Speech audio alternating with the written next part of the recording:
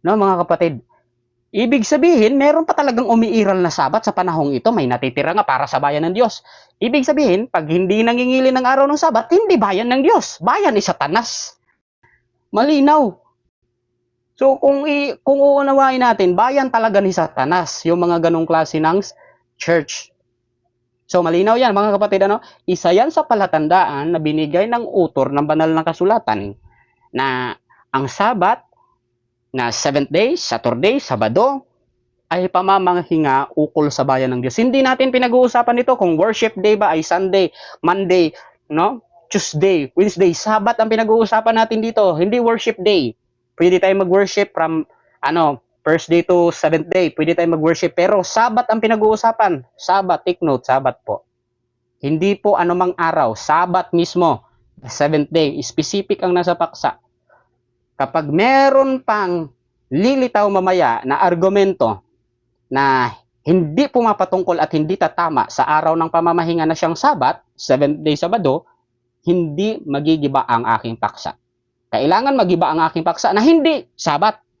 Hindi Sabat. Kailangan mabasang ganon. Hindi Sabat, may mabasa tayo, may natitira pa ngang isang Sabat ukol sa bayan ng Diyos. Mabasa yan, verbatim eh. Ngayon, susuriin na lang natin kung anong klaseng Sabat. Sa aking pagsusuri, ito ay 7th day. Kapag tiningnan mo ang definition ng ng word na Sabat diyan mula sa original, ito ay Christian rest. As a type of heaven rest, Christian rest. Meron pa palang Christian rest eh. Bakit itong ating mga kaibigan hindi nagre-rest? Kasi nga hindi sila bayan ng Diyos. So paano 'yon, mga kapatid? Malinaw po, malinaw ang ating pagpapatunay. So madalian lang ito, mga kapatid, So dito natin makikita na talagang tunay ang itinatayo natin sapagkat ang ating binabasa ay nasa banal na kasulatan. Ang tututol lang dito ay yung hindi agree sa Hebreo chapter 4 verse 9. So malinaw po yan Una, kailangan mabasang hindi ito Sabat ang natitira kasi yun ang nasa paksa Hindi Sabat. And then mababasa din naman sa talata, mga kapatid, na 7th day ang natitira doon para sa bayan ng Diyos. 7th day, mababasa din na ito ay Sabado. May natitira pa ngang isang Sabado ukol sa bayan ng Diyos. Mababasa. So, napakalinaw mga kapatid ng ating pagpapatunay. So, dito natin makikita mga kapatid na hindi pala bayan ng Diyos ang alin po, ang hindi nangingili ng araw ng Sabat. Hindi talaga. No, mga kapatid, hindi rin sila galing sa Diyos, yung mga ganong klase ng mga Christians, denomination sa panahong ito. So, I'm sorry sa lahat ng tatamaan, talaga pong dito natin makikita na hindi po sila sa Diyos. No? Yan po ay nakasulat sa talata, no, mga kapatid, ang ating pinatutunayan.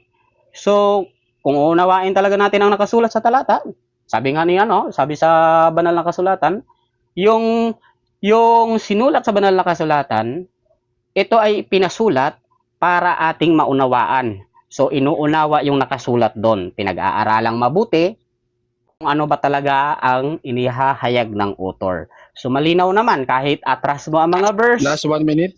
Yeah. Salamat, Kahit itaas o ibaba mo ang verse, talagang 7th day lang ang tinutukoy doon. Wala na pong iba. So, sa mga interpretation na iba pa, ay hindi na po totoo yung mga ganon. Kasi hindi naman po base doon sa sa timeline ng mga talata So, kailangan nakabase siya sa timeline ng mga talata na ang 7th day Sabbath ay natitira pa nga ukol sa bayan ng Diyos. Malinaw yan mga kapatid, Uulit-ulitin natin mga kapatid. So, napakalinaw ng ating pagpapatunay na pwede na magtanong ang atin pong kausap sa paksang pinatutunayan ko, mga kapatid. Okay, maraming salamat.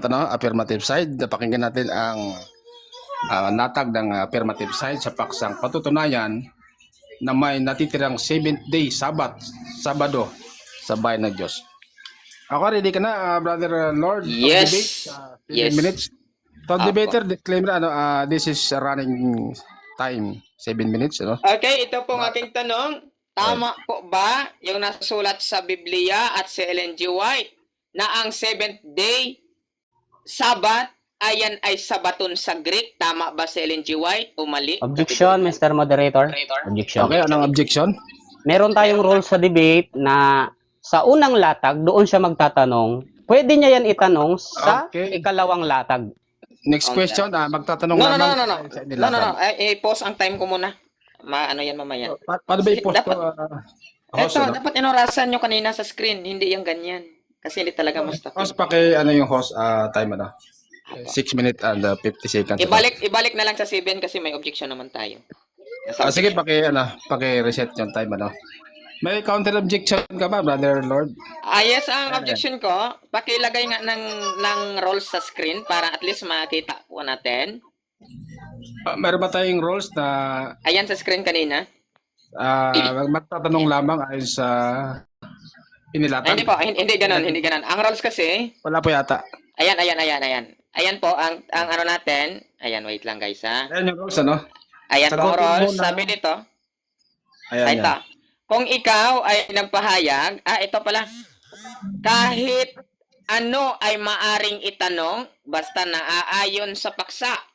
So, Okay, next nakakapit question. mo po si Ellen G. White, ang tinatanong ko naman ay ukol naman sa Sabat at sa Bible. So, therefore, pasok po ang aking tanong. Okay, so pasok sa rules, Sasagutin mo ba affirmative kung Wait lang. Uulitin ko po, wala sa unang latag ko, sa segundang latag, pwede niya itanong yon. Hindi ko sinasabing hindi valid ang kanyang question, kundi magtanong siya ukol sa aking inilatag. Hindi kasi wala po sa rules kasi na yung sa inilatag mo lang magtanong, kundi kahit ano na pong Okay, itanong, direct po moderator dito side, ang rules. Moderator side, wala nga naman sa rules, So, pag Wala din nanayon naman sa paksa, rules, bro, na Hindi, so Na- meron tayo kung hindi mo moderator sagutin, next side, question without explanation. Next question na lang tayo, mas sige. maganda, Brother Lord. Sige, ulitin ang Doon ko muna sa inilatag. ulitin natin yung kasi hindi Tanong. naman wait lang Kanina kasi hindi nyo binasa ang rules. Tama na ganyan?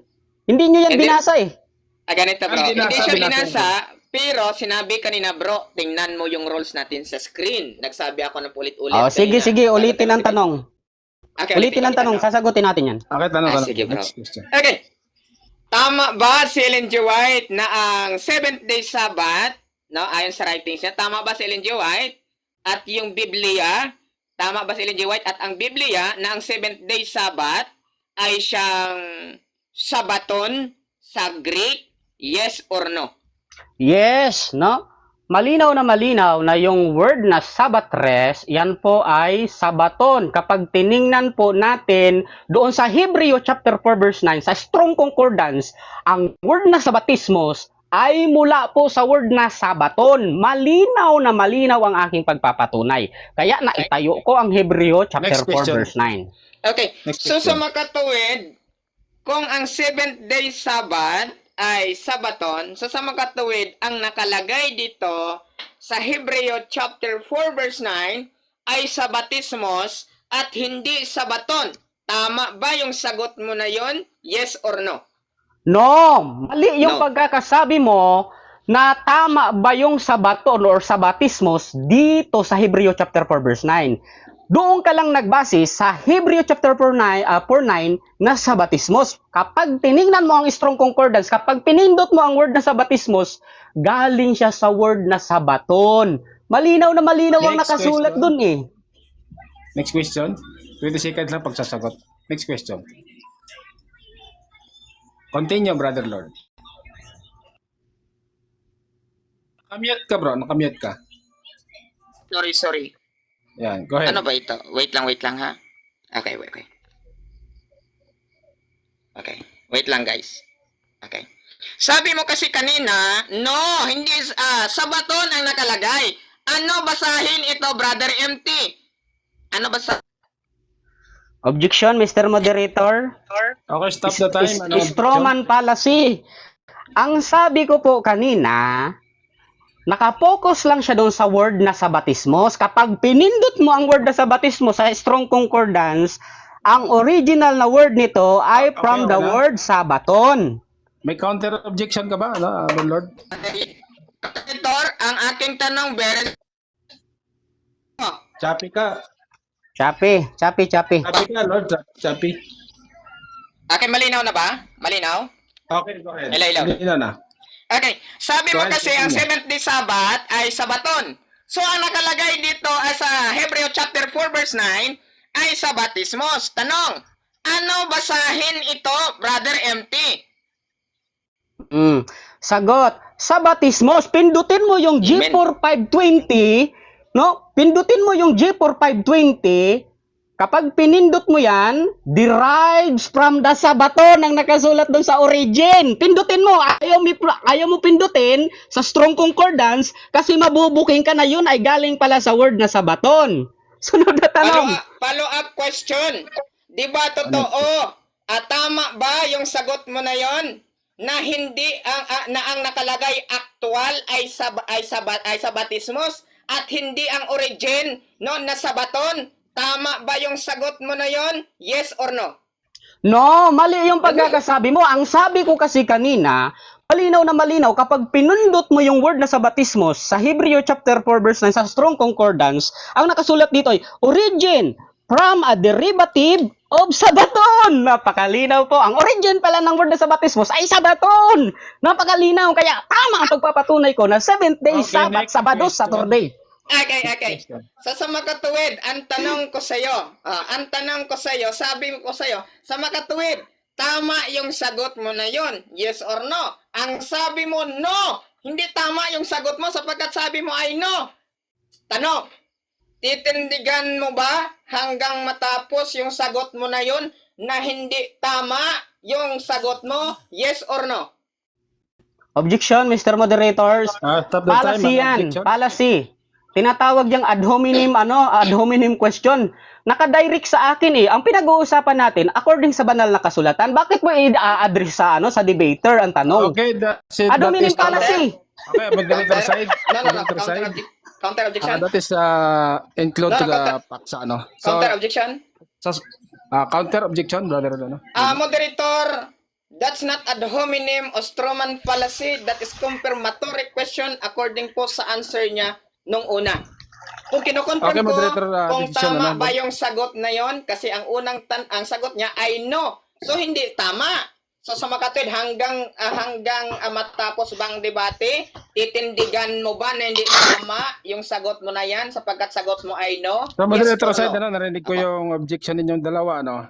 Yun ay pasok sa paksa, ano. Follow-up question sa paksa. Para po Sasagutin sa mo ba, akin, Mr. affirmative? Moderator, policy yun. Kasi naka-address sa debater. Magtanong nga siya according sa Bible, okay, hindi dahil- sa debater. Sagot mo. Ang tanong Hindi, ang tanong para ko, nga sa hindi ikaw. policy. Policy nga eh. Next question ka lang bro, kung policy. Next. Kung hindi mo Yes, masagot. yes, sabi ko question nga. tayo. Next Okay, question, next. policy. So, next question. Dito ba sa Hebreo chapter 4 verse 9, yung sabatismos ba, ginamit ba ang 7th day Sabbath dito, letra por letra, dito po sa Greek 4520, ginamit o hindi ginamit? Yes, ginamit yan sa salin ng banal na kasulatan. At yan ay mababasa natin. Yung word na sabatismos, pindutin mo sa Strong Concordance, a keeping of the Sabbath. Origin from a derivative of Sabaton. Mababasa din natin sa sa salin ng banal na kasulatan na there remains a 7th day Next rest question. for the people of God. Okay, next question. Tama ba yung Greek Bible sa Hebreo chapter 4 verse 9 na wala pong mababasa dito na 7th day, wala pong mababasa na 7th day Sabbath dito sa Sabatismos? Tama po ba ang Greek Bible at tama rin ba ang paniwala ni Ellen G. White na nakasulat lamang ang 7th day Sabbath doon po sa Sabatismos? Yes or no? Categorical. No, kasi doon ka lang nakabase doon sa word na sabatismos. Tinuro mo na nga, a keeping of the Sabbath. A Sabbath keeping. Ano ba ang Sabbath keeping? 7th day. Kapag inunawa mo yung Sabbath keeping, 7th day yun. Malinaw yun. No? Hindi mo kasi binabasa yung nakasulat sa taas eh. Doon ka lang nakapokus gusto mong puntuhin. Okay, Hindi next yan question. makakalusot sa akin. Next question. Ang question. sabi mo kasi ang keeping Sabbath ay 7th day kamo. Pwede mo bang tagalogin ang 7th day? Anong Tagalog ng 7th day? Ang 7th day po ay ikapitong araw. 7 araw. Okay. Mm-mm. So ano naman po ang Tagalog ng keeping Sabbath? Ano naman po ang keeping Sabbath? O pamamahinga, pangingilin ng araw ng Sabado. So yung keeping, pamamahinga yung keeping. Pagkikip, no? Ano yung Tagalog ng Iniingatan. keeping? Hindi po. Ano po ang Iniingatan. Tagalog ng keeping of the Sabbath? Ano po? Oh, Keeping of the Sabbath. iniingatang banal ang araw ng Sabado. Yun ang Tagalog nun. Okay. So ano naman po ang araw? Day. So may nakalagay ba ditong day? Letra por letra? Yes! May nakasulat po sa banal na kasulatan na 7th day ang nakasulat. Nakapokus ka lang kasi dyan sa gusto mong puntuhin na salin. Pero meron ding salin na nakasulat na may natitira pa ngang 7th day. No? For the people of God. Merong nakasulat na ganon. Sunod na tanong. Next question. Continue. 1 minute more. Continue, Brother Lord. Nakamute ka, bro. Nakamute ka. Moderator, stop muna ng time. Tumawa ako nagtatanong ako Ibalik sa 1 minute. Ibalik mo sa 1 minute. Tumawa hindi ko Gusto ko yung magagaling magtanong eh. Apo. Tama ba ang nakalagay dito ayon sa Greek at ginagamit ng Seventh-day Adventist bilang foundation ng kanilang aral? Tama bang Seventh-day Adventist dito na walang may nakalagay na day dito po sa Greek na ito? Tama bang Seventh-day Adventist? Yes or no? No. Kasi No? nga hindi naman yan foundation ang strong concordance ng Seventh-day Adventist eh. Foundation ba ng Seventh-day Adventist ang strong concordance strong? Hindi naman yan hindi naman quoted yan sa mga writings namin eh. Foundation no. Mali. Okay, next. Ang foundation namin 28 fundamental beliefs. Sige, sorry. Okay, so sa makatuwid, sabi mo, ang strong concordance ay hindi foundation po ng belief ninyo. Pero po dito po sa origin, ginamit mo po yung sabaton sa Hebreo chapter 4 verse 9 sa makatuwid. Yung sabaton dito na ginamit mo, hindi foundation ng aral po ninyo ito? Yes or no? No. Oy! Nung pagkagagamit mo ng palacios kanina na gusto mong i-trick, yun ang tinututulan ko. Gusto mong i-trick na ang strong concordance ay foundation ng paniniwala namin. Ginamit ko yan pero hindi ko sinabing yan lang yung foundation ng aming paniniwala. Ginamit ko, isa lang yan sa prove. No? Pruweba ba na maipakita sa iyo at hindi ko rin sinabi na ito ang paniniwala ng buong Seventh-day Adventist. Time. Diyan po nagtatapos ang pagtatanong Alright. ni Lord sa paksa. Patutunayan ng Seventh-day Adventist o natitirang Sabat ay mayroon pa sa natitira sa bayan ng Diyos. So, yan, dadako tayo sa negative side presentation. Ready ka na, bro? Yes, ready. 15 minutes, go ahead.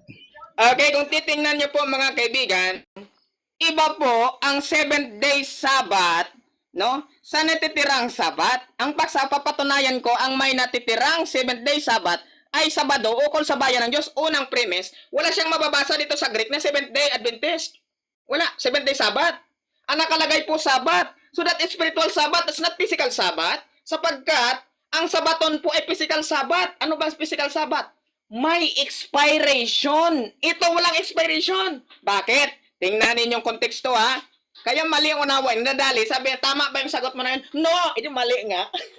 Dali eh. So tingnan po natin sa Hebreo chapter 4 verse 4 hanggang makarating tayo ng 9. Pansinin ninyo.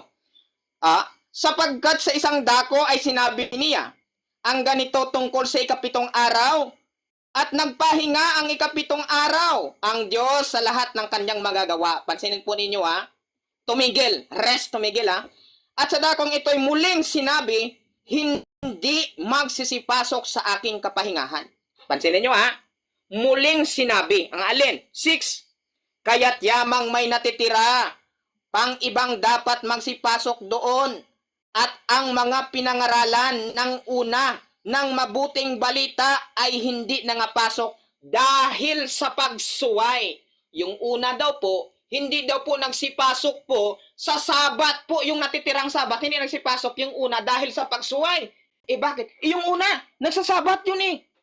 Pero itong Sabat na natitira, hindi nila napasukan. Pero yung una po, sumusunod sila sa tuntunin ni Moises. Iba nga yung Sabat ito. Ito lang konteksto lang. Kaya't yamang may natitira, pang ibang dapat magsipasok doon, at ang pinangaralan ng una at ng mabuting balita ay hindi nangapasok dahil sa pagsuway. 7. ay muling nagtangi siya ng isang araw ngayon pagkatapos ng ilang panahon. Pansinin, nagtangi daw na sinabi sa mga awit ni David. Ayon sa sinabi ng una, ngayon kung narinig ninyo ang kanyang tinig, huwag ninyong pagpamatigasin ang inyong mga puso. Bakit yung 7th day Sabbath doon? Na physical Sabbath, may tinig yun? Wala. Iba ito, may tinig ito. Tuloy. Anong sabi sa 8?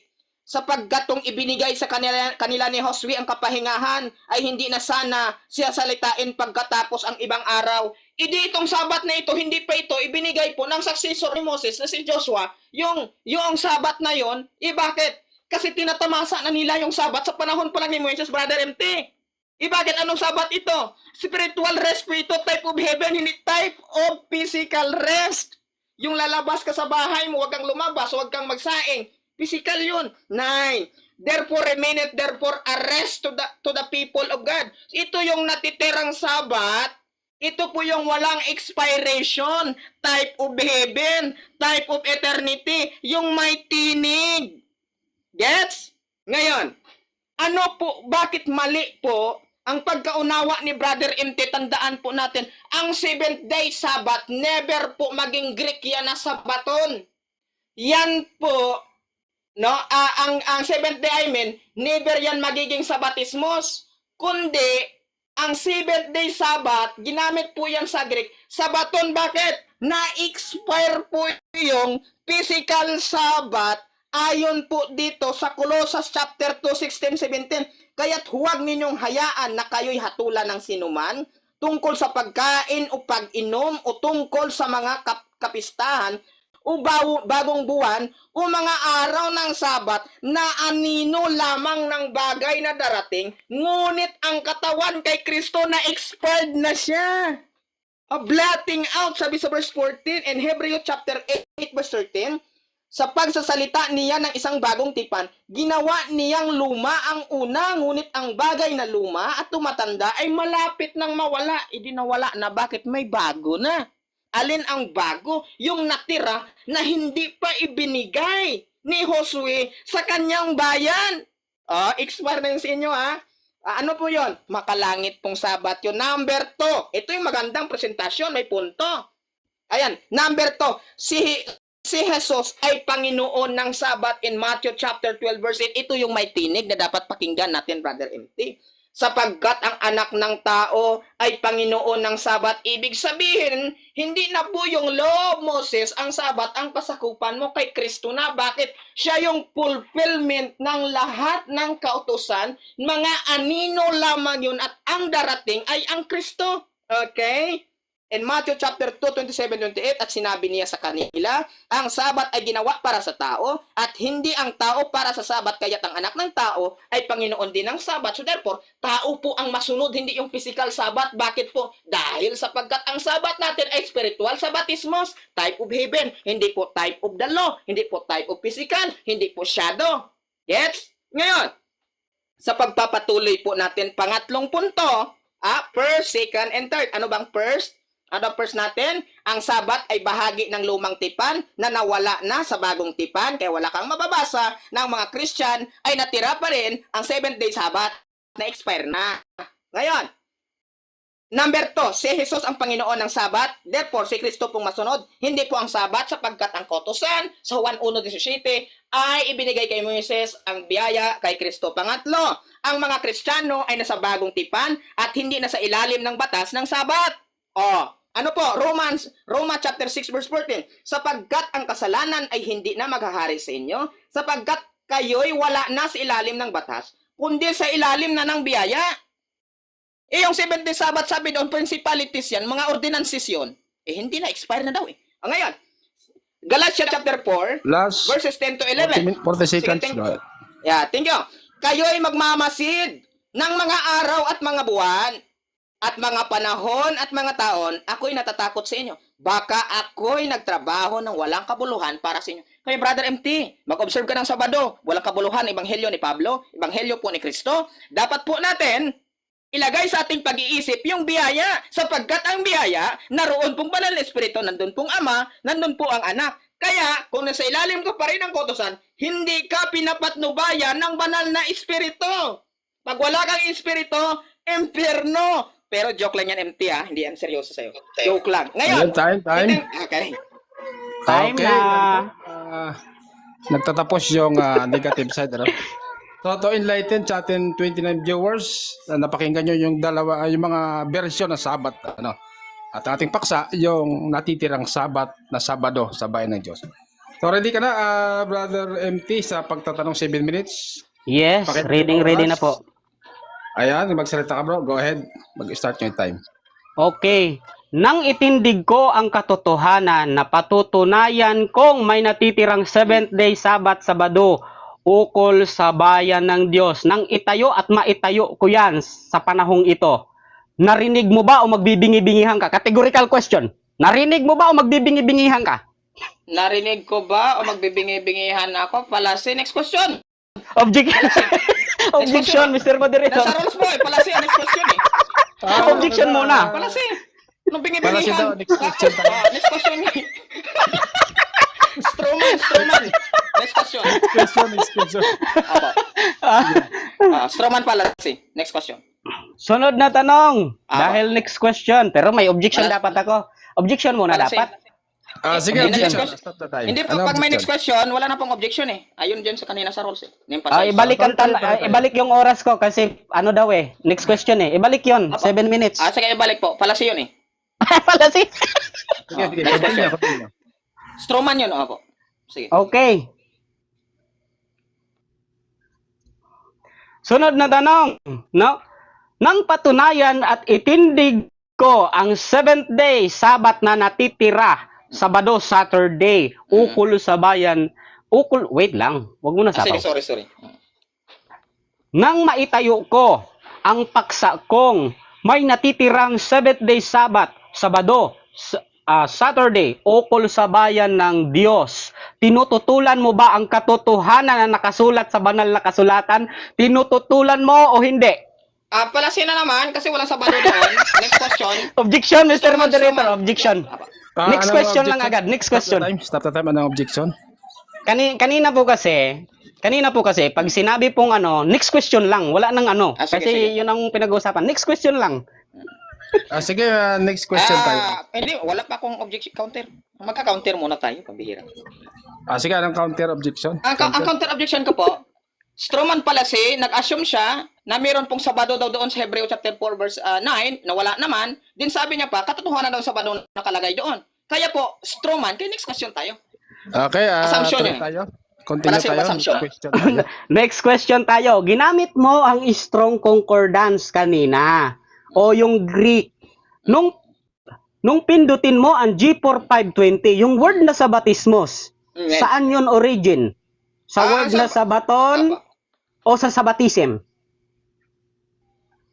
Sabatism po, sapagkat ang sabatism ay general po approach, na which is sabatismos, type of heaven. Ginamit po doon ang sabaton as origin, pero that's excluded doon sa actual mismong nakalagay po, no?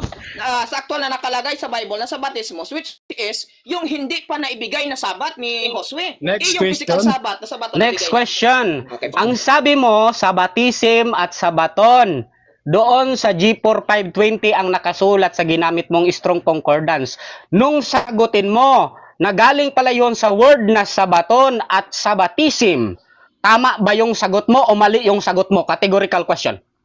Stroman pala si po, nasabi ng galing. Objection, Wait Mr. lang. Moderator. Sige, Objection. Objection Objection po. Objection. Anong objection na affirmative? Ang objection ko po, Mr. Moderator, ibinabalik ko ang estilo ng kanyang pagtatanong na kung saan inallowed mo yung tanong na yon. Ngayon, magiging bias ito kapag hindi mo inallowed yung tanong ko. Counter objection, negative. Okay, ang counter objection po natin, tulad ng aking counter na next question moderator, sapagkat policy of assumption na nag-declare daw siya na yung itong sabat ito daw po ay sabaton. Okay, Which is mali kasi po, wait lang, hindi pa tapos. Kasi itong sabatismos na ito ay hindi siya sabaton, kundi ito po ay type of heaven na ito po ay hindi pa po naibigay ni Moses at ni Josue. Si Kristo may tinig po ito. Kaya mali, hindi Sabado. Kaya nga sabi ko, next Okay, question. Hindi pa kasundo, no? So, palasi daw, ano? So, dako tayo sa next question. Pala si next question. Next question, no? Nang sabihin mo kanina na ang word na sabatismos, a keeping of the Sabbath, or from a derivative of sabaton and sabbatism. Tama ba yung sagot mo na yon o mali yung sagot mo? Pala sino naman next question, wala pa akong sinabi. Ikaw Next po question. ang nag-conclude nun, di po ako. Objection, Kaya nga objection, po, objection. strong Next man question po. tayo, next question. Stop the time.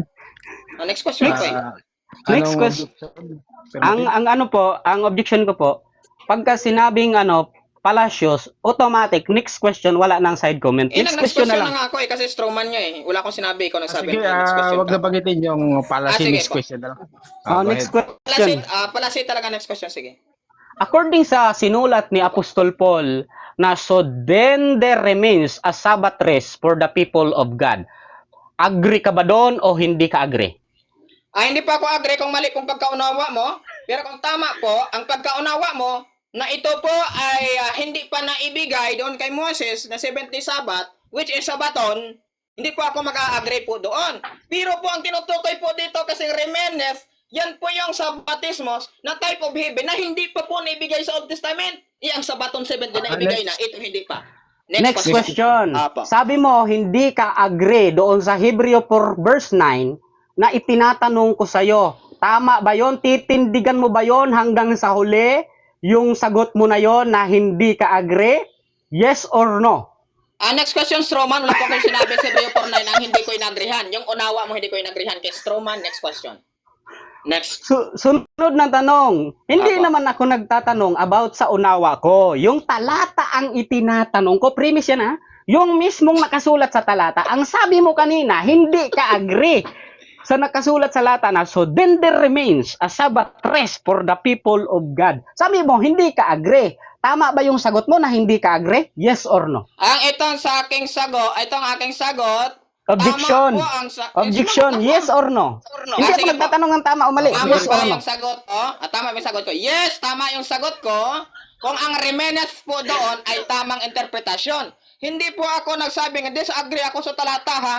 Disagree po ako kung mali ang interpretasyon mo. Nga kung ang interpretasyon mo po ay 7 days Sabbath, na yun ay Sabaton dito, disagree ako. Pero ang nakalagay dito sa 4.9 po na Hebreo, Okay, next question. Sabbatismos type of heaven. 20 seconds lang, next question. Sige. Sunod na tanong, dahil nakasulat dito, dahil sabi mo, agree ka, or tama yon? Yes, tama yung pagkakasabi mo na ang natitirang Sabat ay hindi mo inaagrihan. Yes, tama yon. Wala Sunod akong na tanong, sinabing natitira, hindi ko inagrihan ha. Wala akong sinabing gano'n. kaya nga, sabi mo nga eh, objection Mr. Moderator, yun nga yung pagkakasabi ko eh.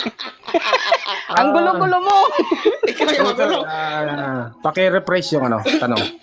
Ulitin ko po. Wait lang, Moises. Itanong mo sa akin ng direct, huwag kang mag-strawman. Sino-strawman mo lagi ang question? Kaya sabi ko, palasi. Rephrase your question. Wag mo nang wag mo nang mag-send comment. Sunod na tanong. Rephrase your question. Sige po. Okay. Continue. Sabi dito, ulitin, palitan natin yung tanong. Sabi dito, Strawman so kasi. then there remains a Sabbath rest. Anong araw ito? Sabado o linggo? Wala pong araw itong Sabado o Objection, Linggo. Mr. Moderator. Itatanda Objection, po yung categorical wala doon. question. Sabado o linggo? Okay po, ito yung ating Wait lang, moderator side. Apa. That is pasok sa paksa, Sabado o May Linggo, sasagutin ba? So, Negative? counter. Ang sabi ko nga, Counter moderator, objection. ay fallacy of assumption. Kaya nga po, next question ka ko eh. Fallacy yun. Kasi hindi Sige, Sabado next. Linggo yan eh. Type of heaven yun eh. Sunod na. Okay. Ang sabi mo, no? Ang sabi mo, as a time of heaven rest itong nakasulat dito. According, Wait lang. Hindi time type, sabi ko. Time mamaya. Iba naman hindi tanong mo sa yan akin. time. Type. Sabi ko type. As a Okay, type, good. nagbabasa ako Very eh. good. Patang. Hindi pa siya tapos magtanong. Ikaw Sige, talaga. tanong. Sige. Okay, 2 ang minutes sabi and 45 mo, seconds. ang Hebreo chapter 4 verse 9 na Sabaton or Sabatismos, yan ay as a type of heaven according sa Isaiah chapter 66 Ano po, Isaiah, verse Hebreo 20 to 4:9 po. 23. Objection. Sige po. Lahat pwede itanong eh. Basta Opo, ukol opo. sa paksa eh. Apo. Continue. Continue. Continue sa tanong. Hindi pa tapos. Ulit ang tanong, ulitin natin. Sabi mo kanina, itong Hebreo chapter 4 verse 9 na Hindi, Isaiah, Sabatismos, Sabatismos, o sa origin ay sabaton, sabi mo as a type of heaven rest ito. According sa Isaiah chapter 66 verse 22 to 23 hanggang 24. Anong araw ito? Sabado o Linggo? Objection mo na, moderator? Stop the time, ano, objection? Oo na, moderator, nakikita po natin ang strawman. Bakit po? Sinabi niya, type of heaven, kinapit niya yung sabaton. Mali! Bakit po strawman? Kasi type of heaven, ito sa ganito na baptismos. lang, no? That's not referred to Sasagutin the mo ba? Shabbat at saka sabaton. Kaya next question, palasi. Strawman, Okay, next palasi. question. Objection muna, Mr. Moderator. Objection. Counter, anong counter? Objection. Nakasulat kasi sa ating nakasulat sa ating rules na pwede magtanong basta naaayon sa paksa. Paano maging policy yun kung naaayon sa paksa ang aking premise at Next base question sa na nga. kanyang sinasabi? Moderator side, ganito na lang, ano? Para sa kanya policy, i-hold mo na Next lang. question, kasi Rebat kinapit mo mo na yung lang strawman yun. Rebat mo na lang Strawman. mamaya. Continue sa tanong. Rebat mamaya. Kasi strawman yung kinapit mo sa baton sa baptismos doon Next question. Continue. Okay, sunod na tanong. Alam mo ba na walang nakasulat sa banal na kasulatan na hindi na dapat ipangingilin ang araw ng Sabat? Alam mo o hindi mo alam? Ano daw po? Pakiulit nga, hindi ko narinig. Putol-putol. Pakiulit. Putol-putol. Putol-putol siya, bro. Pakiulit daw. Para siya sabat na expired na. Sige, ito. Sige. Pakiulit yung tanong, affirmative. Ulit ang tanong. Alam mo ba na walang nakasulat sa banal na kasulatan, verbatim? Wait lang. na Wait lang. Palasi nga yung alam mo. Anong alam? Na-conclude na naman na meron Palasi yan para masagot ng tama. Tanong ka ng direct na hindi assumption. Kung alam. Alam mo naman bro, magkasama tayo dati sa ganong style. Iniwanan na natin yan. Ikaw dyan ka pa rin. Sige po. Sunod na tanong. Continue, meron pang natitirang 1 minute and 53 seconds. Ginamit to pa kay Alvin. Expired na rin yan Sige. Okay, sunod na tanong. Ang nakasulat dito sa Hebrew chapter 4 verse 9, so then there remains a Sabbath rest for the people of God. Kapag itinaas mo yung verse na ginamit mo, Hebrew chapter 4 verse 4, yun ay 7th day. Tama ba yung nakasulat? May nakasulat sa Hebrew chapter 4 verse 4 na 7th day? Tama yun o mali? Mali siya kung i-combine mo siya sa sabatismos. Ginamit pong Hebreo chapter 4 verse 4 na distinction po yung 7th day doon po sa type of heaven na spiritual rest. Yung sa 4-4 na yan, physical rest, iba ang physical sa spiritual. Yung spiritual may tinig, iyon wala yung tinig. Sunod na tanong. Dahil sabi mo, mali pala itong nakasulat dito sa Hebreo 4 verse 4 na 7th day. Ito bang 7th day, physical o spiritual rest? Saan? Saan ay yung talata?